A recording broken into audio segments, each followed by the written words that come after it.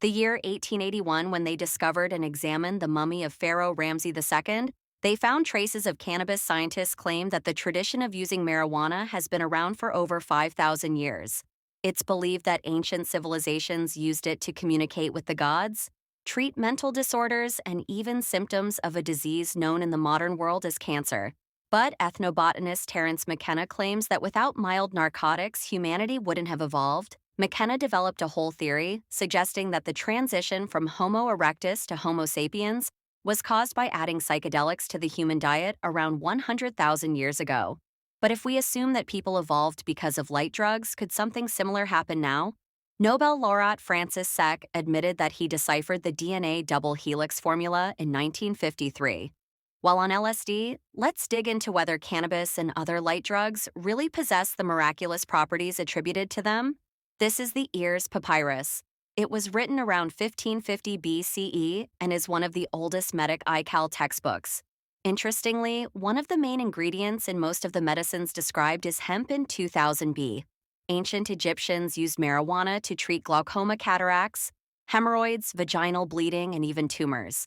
After all, the Egyptian goddess of wisdom, Seshat, was often depicted with a cannabis leaf over her head, but still pinpointing exactly when people started using the mind. Altering properties of hemp turned out to be trickery.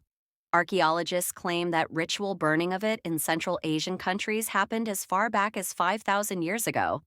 However, a new analysis of remnants of this plant shows that early hemp varieties had a very low level of psychoactive component, so they didn't have consciousness-altering properties. However, the hemp burned 2.5 years ago at the Jering Sea Cemetery, located at an altitude of 3,000 meters in the Pamir Mountains, was a whole different story.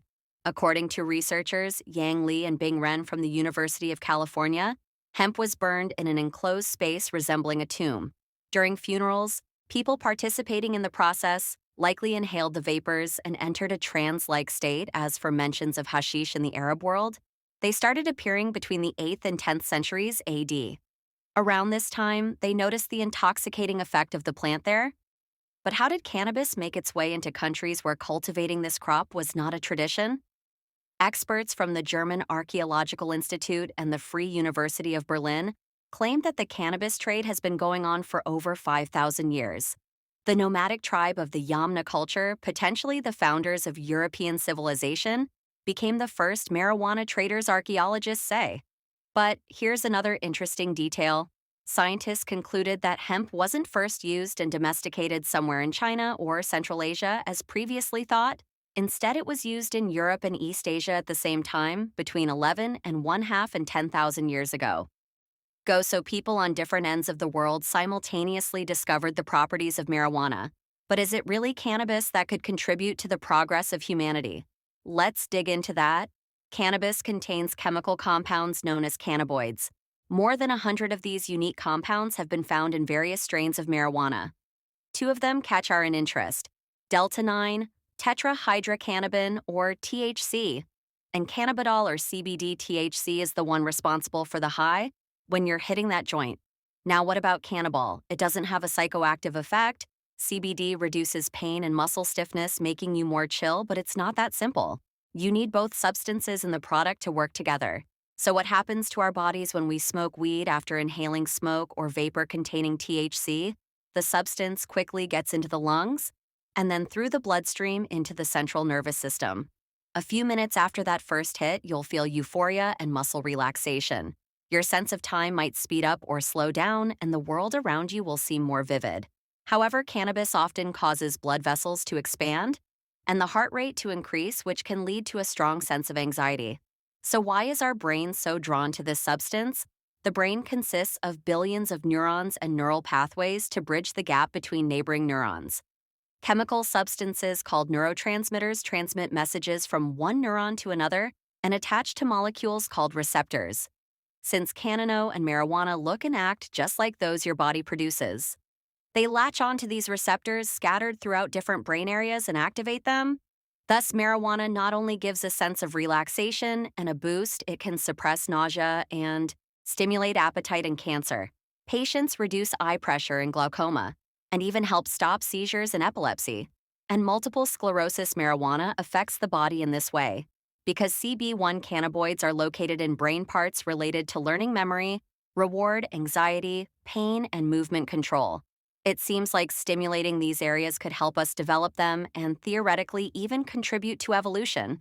But it's not that simple, according to a 2014 study by Northwestern Medicine among teenagers who used marijuana. The brain structures associated with memory reduced in size. This could indicate a decrease in the number of neurons. It turns out marijuana might not be the drug to propel the modern human brain to a new evolutionary stage. But maybe we're just looking in the wrong place. After all, Terence McKenna, in his book Food of the God Gods, thoroughly described his incredible theory of human evolution. The scientist named the substance that, in his opinion, turned our distant ancestors into intelligent beings. Terence McKenna's concept, unofficially known as the stoned ape. Theory claims that Homo sapiens emerged due to the consumption of Psilocybensis mushrooms around 100,000 years ago. In his book, McKenna asserts that due to climate change and drought, people retreated into shrinking tropical forests following herds of cattle. According to his hypothesis, humans could have discovered psilocybin mushrooms in Kung. McKenna believes that thanks to psilocybin consumption language, imaginative thinking, art, religion, philosophy, science, and culture as a whole emerged in humanity as expected. The stoned ape theory faced widespread criticism and wasn't taken seriously by the scientific community. However, myologist Paul Stam's presentation at the 2017 Psychedelic Science Conference revived interest in the theory. Stamets, who studied psilocybin, supported the stoned ape hypothesis. He argued that, according to research, the human brain suddenly doubled in size 200,000 years ago. And there's no explanation for this abrupt change except McKenna's theory. Let's delve deeper into what psilocybin mushrooms are and how they truly affect our brains. Psilocin is quickly absorbed into the bloodstream from the gastrointestinal tract. The effects of consumption typically begin to manifest within 20 to 60 minutes entering the brain through the bloodstream. The drugs affect serotonin receptors, 2A and 2C, enhancing sensory input. In simple terms, inducing hallucinations. Neurons fueled by the psychedelic boost of psilocybin start forming new, unique connections among themselves. On the right, there's a visual representation of the brain network connections. In people who took psilocybin on the left, there are regular connections. The first thing you'll feel is heightened senses. Colors will become more vivid, sounds louder, and objects around you will leave trails.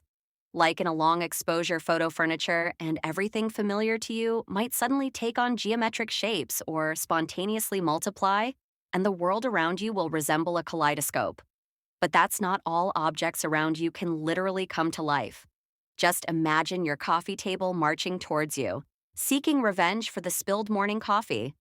And there's no escaping this nightmare by just closing your eyes, because hallucinations can persist and you'll keep seeing all of these images. Despite this, you might feel inspired, hyper-emotional, and flooded with brilliant ideas, but don't count on an exclusively positive experience during use. Paranoia might hit you, making you shudder in fear at every sound. Or you might experience feeling like the world around you is artificial. But despite all the risks, psilocybin has been considered for use in treating depression. In 2016, such trials were successfully conducted on humans for the first time. 56-year-old web developer Michael from County Doore and Northern England struggled with depression for 30 years. One day, he stumbled upon an innovative medical trial at Imperial College London. For 3 months, Michael took capsules with psilocybin and his depression symptoms eased, but after brain MRI scans of patients after psilocybin intake showed a decrease in blood flow and activity in the amygdala, which is often overactive in depression and anxiety. But it doesn't affect the development of mental abilities.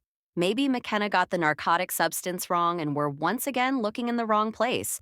Imagine you're heading home from work, and suddenly the entire world around you distorts as if in a funhouse mirror. And when you step into your apartment, all the objects in the room spin around you, and familiar objects and furniture take on eerie shapes and keep moving around. That's exactly what the LSD pioneer, the young chemist Albert Hofmann, felt when he decided to test this substance on himself. In 1938, Hofmann, during an experiment with the fungus ergot, combined lysergic acid and diamine. Thus, he created a substance called LSD-25. So, how exactly does LSD affect our brain, and how will a person's state change minute by minute after taking this substance within 5 to 10 minutes? Your heart will start beating faster and your blood pressure will rise. Your pupils will dilate and your body temperature will begin to rise. 15 to 20 minutes after dropping LSD, you will feel euphoric thinking, you're a superhero, invincible, and mighty. But watch out. Your joyous state can suddenly turn into panic attack. If luck is on your side and you handle the initial rapid heartbeat in the first half hour, LSD in your system will reward you with a flow of incredible thoughts and ideas.